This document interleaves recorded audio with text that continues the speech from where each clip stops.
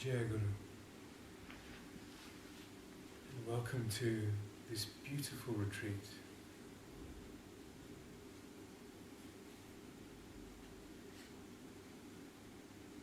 To begin, let's chant Om 3 times together.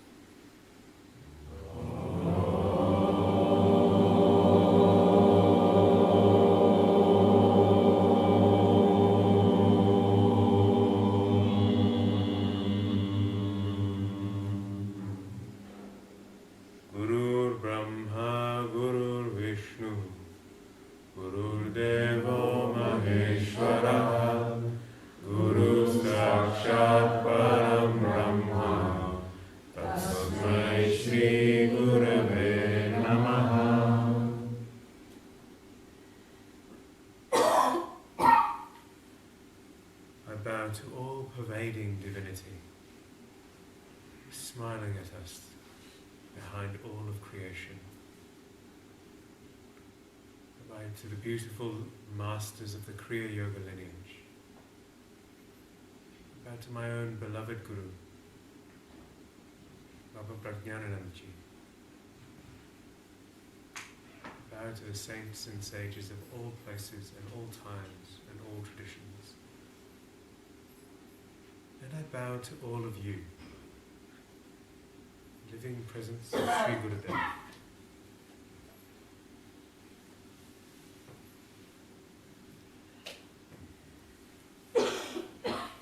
Good morning.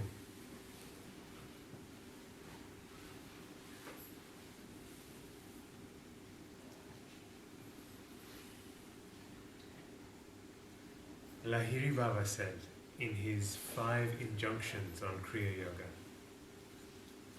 that we should at least try to spend 1 month, if not 1 month, 2 weeks, if not 2 weeks, 7 days, if not 7 days, 3 days with the Guru.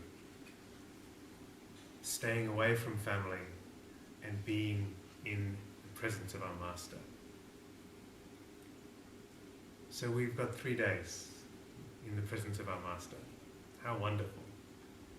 We're also doing exactly what Lahiri Baba said. And you know, Lahiri Baba bargained that down. So his Guru, Babaji, kept saying more time, a month, more. And Lahiri Baba said, but Baba, for people in the world it might be hard for them to spend a month. So Babaji said, okay, 2 weeks. But Baba, that might be hard. Okay, 1 week. But Baba, even that might be too difficult. All right, 3 days. So here we are. 3 days, 3 days. And as Partha Baba beautifully said, we have this opportunity to really relish. Not just to sit here and to listen, but to chew and to take the sweetness of time with the Guru. It's a real privilege that we have, that Baba is sharing his silence and seclusion with us. For years he has been genuinely secluded and away, but out of his love and out of his compassion, he's decided to welcome us into his sadhana, into his practice, into his seclusion. This is the rarest of the rare opportunities. We are witnessing something extremely special. So, as Baba says, we should make the most of that. We can make the most of it by keeping silence, beautiful, and joining Baba, meeting him in that silence. We can also, as Partha Baba also said, we can also be careful with Sri Guruji. to make sure that we respect his desire for seclusion and silence. So there are a few loving guidelines for us all. Once a day, Baba will speak. At least once a day, Baba will appear to us and speak, possibly more. At times in the Australian retreat, he appeared and started doing things with us, so it was very sweet.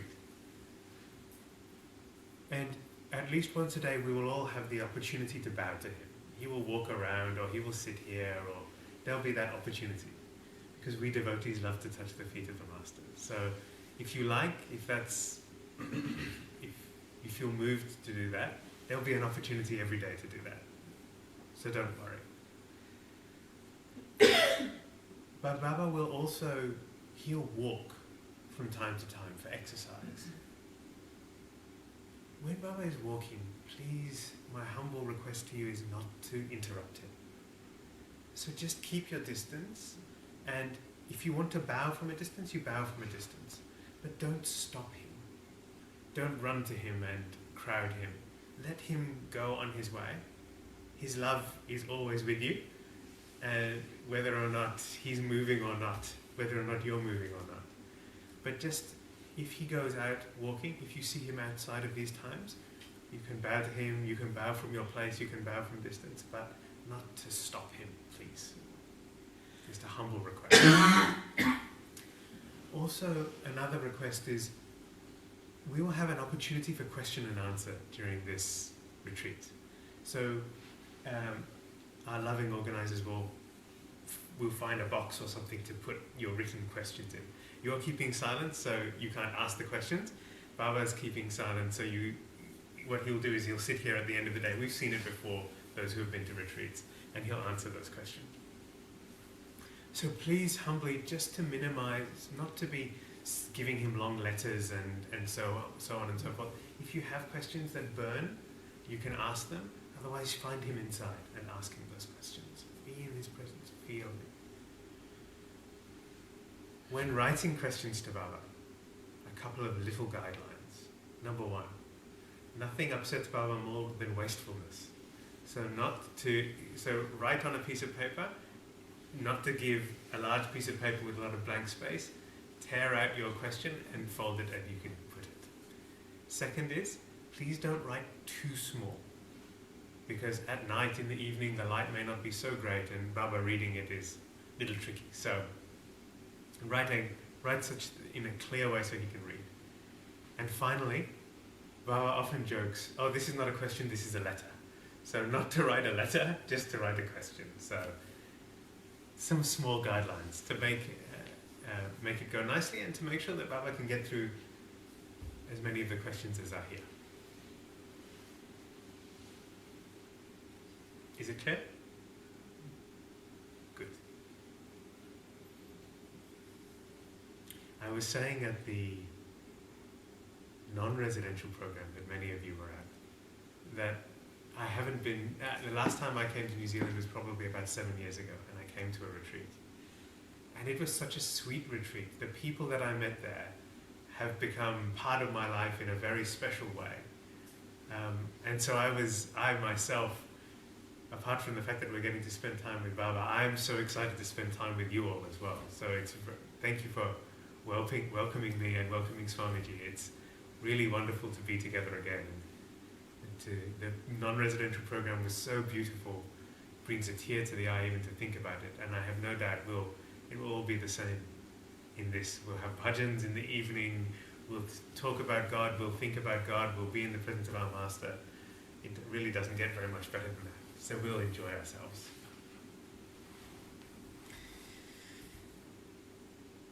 So as Partha Baba was saying, I have been sharing a few thoughts during the non-residential retreat about gurus and their disciples. And for those of you who weren't at the residential retreat, there's so much that's written about, how do I find my guru? How do I, what are the virtues and excellences of the guru? And of course it's so easy for us because we love the guru so much, we want to compose poetry about the guru. But what I've been trying to focus on the conversation that we've been having is the disciple side of the relationship. So we all want a guru, but how much time do we spend making ourselves worthy disciples? That is the thing that is in our hand. The guru will come when the guru comes, but we can transform ourselves. We can make ourselves ready to be good disciples. For a long time, this has been an obsession of mine. I've read in many traditions about discipleship. And so I thought it might be nice to share some of those thoughts with you. I once told Baba I was going to do some writing on the guru-disciple relationship, and I would give it to him. And it's so because so many of the books that we read about, even when we read about discipleship, it's written by enlightened masters. So great, thank you, that's wonderful, but if I only could generate that kind of devotion, it would be a different matter. So I thought somebody like, some useless person like me should write for us, so that we all, you are all even ahead of me, and so you can, I thought it would be useful to write from this perspective rather than the perspective of a realized master. So I told Baba I would do that. So it's funny, interesting that the first set of talks that I'm giving in Baba's presence like this are on guru-disciple relationship. So I feel happy to be able to share these thoughts with you. I hope they're okay. In the non-residential retreat, we spoke about the qualifications of a disciple. And Shri Guruji has given us one of the very first question and answer sessions I attended with Baba, he recommended that people read 2 of his books to understand about the role of the disciple and the guru-disciple relationship. Jnana Sankalini Tantra and the Torah, the Bible and Kriya Yoga. So in the first talk that I gave in the non-residential retreat, we talked about the qualifications of a worthy disciple. Reading from Baba and thinking a little bit about what's written in some of the great scriptures, and also in some of the other beautiful traditions that we all love, like the Ramakrishna, tradition of Thakur Sri Ramakrishna, and others. If you want to know any of those materials, as I've promised, I will give you those references so that you can go and read them and enjoy them. The second set of talks was actually about what is the path of the disciple, and the essential path of the disciple. Okay, we're working to make ourselves worthy, but what is then the path that we should follow? And we talked about the essence of the disciple relationship being encapsulated in that phrase, "follow me," by the master. And we talked a little bit about what it might mean to follow the Guru, follow his words, follow his example, and follow him within, chase him within. So now, today, I would love to share with you a few thoughts about the grace of the Guru, and with special reference to what can go wrong. Because surely we all want to know about that. I know I do. So, one of the things that is said, we say things like Guru Kripa Hai Kevalam, the Guru's grace is sufficient, essential. We talk about the Guru's grace constantly showering, unconditionally. We talk about these sorts of things. And we talk about the grace of the Masters always being with the disciple.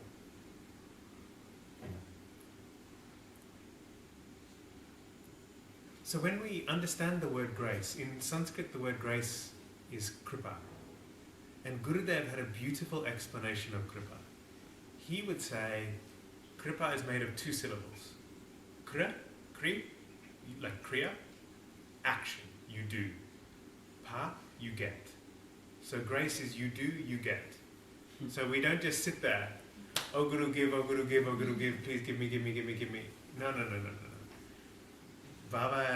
Gurudev Baba Hariharanandji is telling us that kripa, there is something active in it. There is something that must be done to receive that grace. It's not just a matter of holding our hands and waiting. But then you might say, hold on a moment. On the one hand, you're telling that the grace of the Guru, or we hear that the grace of the Guru is unconditional, constantly showering. On the other hand, the words of Gurudev are saying you have to do something to get it, so it's conditional. So which is it, conditional or unconditional? And I once heard a monk of our tradition saying, so is Gurudev wrong about this? And of course I, foolish person, of course not, no! And so I got into an argument about it. But but then to think about it is beautiful. So how are these two things true at the same time? Because the words of Gurudev cannot be false. And the words of the scriptures and the words of masters also cannot be false. Grace must be unconditional, and yet we must do something to get it. Both of these things have to be true at the same time. So how can they be true at the same time? So to explain a little bit more about this, I would like to take you on a short detour. I think there's a resolution to this conundrum, to this seeming paradox. But I'd like to take you on a little tour first. And that tour is into Tibetan Buddhism. So, Tibetan Buddhism is a very intriguing tradition. Tibetan Buddhism is sometimes called Tantric Buddhism, or the Vajrayana path, the diamond vehicle. And it is the stages of Buddhism's development we can talk more about, but there is something called Hinayana or Vinayana Buddhism, which is what is practiced it's said to be the most traditional form. It's practiced in Sri Lanka, in Thailand, places like that. There's Mahayana Buddhism, which is called the Great Vehicle, which is practiced in Japan, China, and so on. And then there is Vajrayana Buddhism, which is practiced in Tibet and a little bit in Japan as well, Mongolia too. Vajrayana Buddhism took a lot from Tantra and from Kashmir Shaivism, actually. So they have a beautiful guru-disciple tradition, which is very, very, very beautiful. And so it's a rich mine for insights about the guru-disciple relationship. They also, in Tibetan Buddhism, have this tradition of enlightened masters. You may have heard it. It's called the Tulku phenomenon. Enlightened masters returning, reincarnating again and again and again to teach. And so often they will be taught by their disciples from the previous life, who will then be, in their next life, be taught by the one that they taught. Very beautiful. Very wonderful. A necklace of unadulterated gems, there's a book called, and it really feels right. So there are many, many wonderful meditation masters in that tradition. And one stream of Tibetan Buddhism, it's called Dzogchen. It's a particular kind of meditation. It's very much like Advaita Vedanta. It's very non-dual in its nature. So if you want to know more, we can talk more at other times, or you can write and I can talk to me, like in the breaks, etc. But there are many great meditation masters, and one of them is a master called Patrul Rinpoche. Patrul Rinpoche he lived in the 1800s, early 1800s to late 1800s. He was 70-something when he passed and left the body. He was a wonderful master and scholar. He was born and recognized as a reincarnation of a great treasure revealer and a teacher of that Dzogchen meditation tradition. So many of the Dzogchen masters are very wild people. They don't stand by convention. They don't care about these sorts of things. Even though Tibetan Buddhism has a lot of ritual, it has gradations in the education system. It's a complicated and rich system. But in the midst of this very rule-bound system, Patrul Rinpoche cared not about the rules. He was very compassionate and loving in his nature. And he had this uncanny ability to communicate the Buddhist Dharma in ways that were very simple and understandable to anybody. And so he would love to teach beggars and farmers and people who had no contact with the great monasteries. And there's a book about him which is in which he's titled The Enlightened Vagabond. He wandered and just went from place to place. And he would teach children, playing by the side of the road, or he would teach mothers nursing their children. He was such a beautiful master, very, very wonderful. He was also very well known for his philanthropy. He built monasteries, he built bridges, many public works were done by him. So a great master. A lot of work for the needy and the poor. I really love him. If you get the opportunity to read some of his work, you should. And he wrote some very important spiritual commentaries. One of them has the best title of any book that I've ever heard. The Words of My Perfect Teacher. Which for us, with our perfect teacher, feels like, why didn't we think of that? And with such a beauty, and because he thought everything he wrote, he thought it was not him. He thought it was from his master. Such was his devotion to his masters and his understanding of Guru Tattva. Very beautiful. So with such a beautiful book title, I went and found it and I started to read it. And in that book, Patru Baba talks about what he calls the 3 defects of a pot. Now, Advaita Vedanta also has 3 defects of a pot, but it's a different pot and they're different defects, and it's for a different purpose. So I will tell you about Patru Rinpoche's defects of the pot. It is a common metaphor, but let me tell you what he says. So he says, a pot can have 3 different kinds of faults in it. The first is that the pot can be too fragile. So a pot is to carry water, isn't it? So it may not carry water if it's too fragile. So you put water in it and it dissolves. Too fragile. A pot could have a hole in it. So it could be leaking. You can be putting water in it, but it's leaking the water somewhere else. That's also a defect. And the third is there could be something dirty or poisonous within it. So no matter how much good water you put in there, you still can't use the water. So it's still no good to us. So these are the 3 defects. It can be impermanent or fragile. It can be leaking, or it can be dirty. I would also like to give you one other defect. Like I have something to add to Patru Rinpoche. But let me tell you, one defect that comes to my mind is the pot might be facing the wrong way. So we might try to pour the water in it, but if we pour it on the side of the pot, who cares? So the pot could be upside down.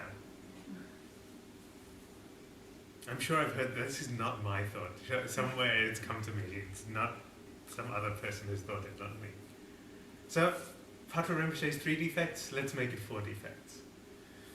My loving friends, this insight in the first few pages of Patru Rinpoche's Words of My Perfect Teacher tells us, it unravels this problem of grace for us. So we are the pot. The grace of God and Gurus is constantly showering, like a rainfall. It is constantly there. But if we suffer from one of our 4 defects, we will not gather it. So this is how we can start to make sense of the unconditionality of grace and the fact that we still need to do, as Gurudev tells us. We have to do something. What do we need to do? Well, we need to first orient our pot in the right way. We need to be facing up, facing to God, facing to Gurus. We need to have our goal clear. We need to be looking in the right direction. So we need to orient ourselves in the right way. Turn ourselves towards the Guru. We may be fragile. God and Guru's grace may be pouring into us, but it may be dissolving us as we go. So we need to fire ourselves, bake ourselves in the fires of yoga. Luckily, we all know a beautiful technique to do exactly that. And we'll be doing plenty of that technique in the coming few days. So we need to fire ourselves in the kiln of yoga. That overcomes the second problem. We need to have no leaks. So we mustn't be distractible. The grace of the Guru is coming, but we can't then turn away and lose ourselves in the world over and over and over again. Because the grace is then coming and we're just spraying it out in the wrong direction. So we talked yesterday, for those who were there, about not serving two masters. The worldly masters of mind, of ego, of television, of YouTube, of greed, of anger, of lust. But actually to follow the true masters, follow our masters step by step. So we must not be distractible. We must be focused. We must constantly be focused on the breath. We must always be remembering God. If we can do that, then we won't spring a leak. And then we'll be able to gather up that grace that's showering. And the third defect, Patrul Rinpoche's third defect, or the fourth one in the way that I'm now talking about it, is this problem of poison or dirt in the pot. So we have to purify ourselves. So it's all well and good for Guru's grace to be showering, and we're catching it, and we're baked, and we're holding it. But if there's still negativity in us, will pollute that grace. So we should engage ourselves in beautiful self-study. We should be watching our minds, watching our breath. We should be, when negative thoughts are coming or unhelpful thoughts are coming, we offer them back to God and Gurus. We should keep ourselves in this, slowly but surely, in this more pure state. So, we can think of ourselves as a pot, orient ourselves in the right way, bake ourselves, practice, clean ourselves, and gather up that beautiful grace of the Gurus that are constantly showering. And also we can say to ourselves, no conflict between what Gurudev said and the idea of unconditional grace. We still have to do things with our pot. But then the grace is always there for us. Does it make sense? So, beautiful. You know, there isn't a simpler way to do it. A simpler way to say, how do we make sure our pot is right? Well, we just practice the path that's been given to us. All we need to do is follow Kriya Yoga, and everything will work. If we follow the words of our Baba, does he not tell us to watch our minds? Does he not tell us to watch our breath? Does he not tell us to purify ourselves, to try to be fearless and try to remove negative emotion? Does he not tell us to practice and fire ourselves in the fire of Kriya Yoga? Does he not tell us to orient ourselves towards God? Nothing other than his words. You know, even in this book, this is the Guru Gita. There are two versions of the Guru Gita in here that Baba, Guruji has compiled for us, and he's translated them. And in respect of the first version, which is lifted from the one of the Tantras, we also have notes from Lahiri Baba as well. So Lahiri Baba's commentary on those verses. And in those commentaries, Lahiri Baba says, following the Guru is practicing yoga. There is no difference between those two. Following the Guru is practicing Kriya Yoga. There is no difference for us between those two things. So it's easy, right? Easy in concept, but not always easy in practice. So grace is constantly showering, and all we need to do is orient ourselves in the right way and practice Kriya. What could possibly go wrong? Only everything all the time. So it's easy to know in theory, but harder to digest and to bring into our lives, as beloved Swamiji was talking about yesterday as well. And so there are a few things that could go wrong in our gathering up of the grace of the Guru, in our practice, in our spiritual lives. Some things that can make it more challenging in one way or another to be a disciple.